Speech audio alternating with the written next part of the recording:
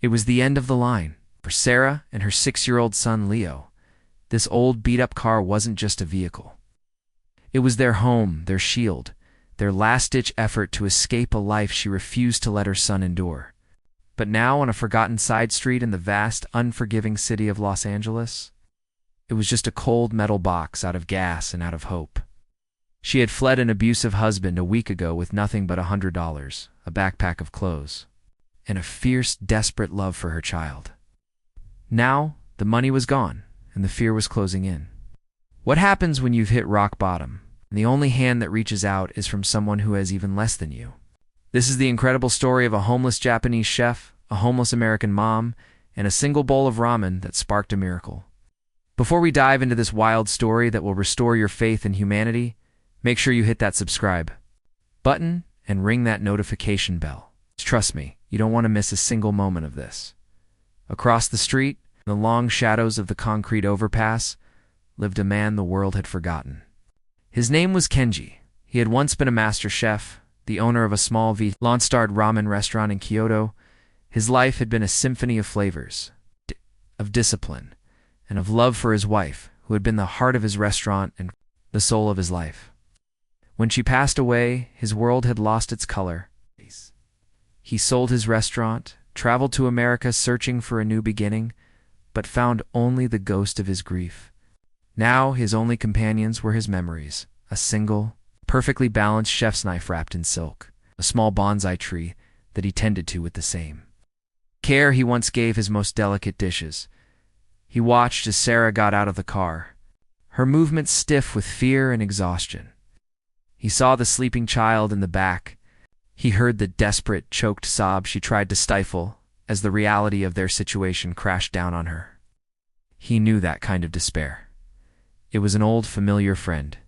He didn't speak. He didn't have to. The language of hunger, of fear, of a mother's desperation, it is universal. He walked over to her car and simply held out the steaming bowl of ramen. Sarah looked up, her eyes red and swollen, and saw the old homeless man offering her food. She was about to refuse, her pride, a stubborn wall. But then, little Leo woke up in the back, his small voice a tired whisper. "Mommy, I'm hungry." That broke her. Tears streamed down her face as she accepted the bowl. It was the most delicious thing she had ever tasted. It wasn't just food. It was warmth. It was kindness. It was a stranger telling her, without a single word, that she was not invisible. Kenji then pointed down the street, speaking in broken English. "Women's shelter," he said. "Safe. For boy." He gave her directions to a place she didn't even know existed. A place that would become the first step in a journey she could never have imagined. As she and Leo left, walking towards the shelter, she looked back at the old homeless Japanese man who had just saved them with a simple bowl of ramen. She made a silent promise to herself. One day, she would find him again, and she would repay him. The shelter was a new beginning. It was safe, it was clean, and most importantly, it gave Sarah the breathing room she needed to fight back. Had a skill, a powerful one. Before her marriage, she had been a brilliant freelance graphic designer. At the shelter, using their old public access computers, she started to work again. She designed logos for small businesses for $5, created flyers for local events, and slowly, painstakingly, began to rebuild her portfolio and her confidence. Her new hunger wasn't for food, it was for a future. She never forgot Kenji. Every night, she would tell Leo the story of the magic ramen man and the little tree he cared for so much. The memory of his kindness was the fuel that kept her going on the hardest days. Her big break came when a local nonprofit, impressed with a flyer she had designed for them, recommended her to a new tech startup. They were looking for a fresh, modern logo, and they were blown away by her work. They offered her a full-time job with a salary that made her weep with gratitude. Within 6 months, Sarah's life had completely transformed. She had her own apartment. Leo was enrolled in a good school, and she was the lead designer at a rapidly growing company. She was successful, she was safe, and she was happy. But every time she ate ramen, she would think of Kenji. She had kept her promise. It was time to find him. The search was harder than she'd imagined. She went back to the overpass, but he was gone. She asked other homeless people in the area, showing them a sketch she had drawn of him from memory. For weeks, she found nothing. She was starting to lose hope. Then one day she saw it, a small, forgotten community garden in the heart of the city. Sitting on a bench was a small, perfectly cared-for bonsai tree. And sitting beside it was Kenji. The reunion was a quiet storm of emotions. He recognized her immediately.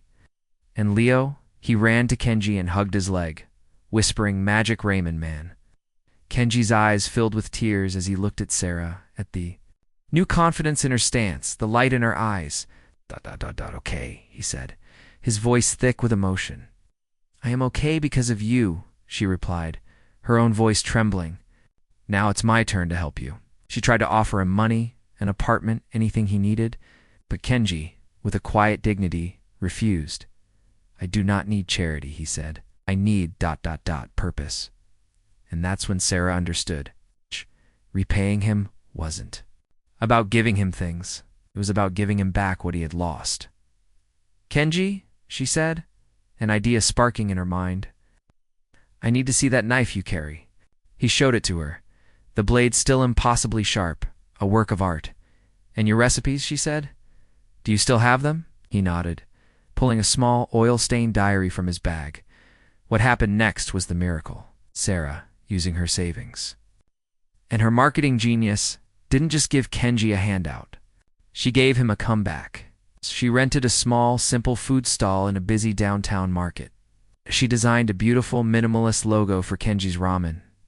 She created a stunning website, a viral social media campaign, and told his story, the story of a master chef who had lost everything but his art. On opening day, there was a line around the block. People didn't just come for the ramen. They came for the story and the aram. It was a revelation.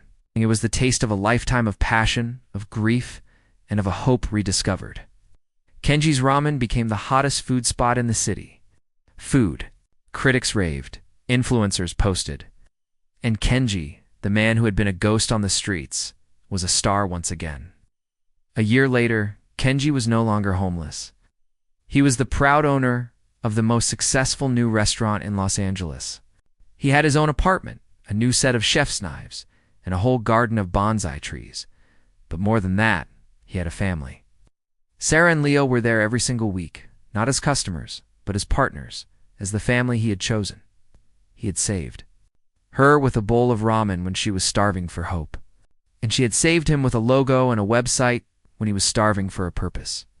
They had proven that the greatest miracles don't come from what we are given, but from what we choose to give. And that the most beautiful families are not always the ones we are born into, but the ones we build, one act of kindness at a time.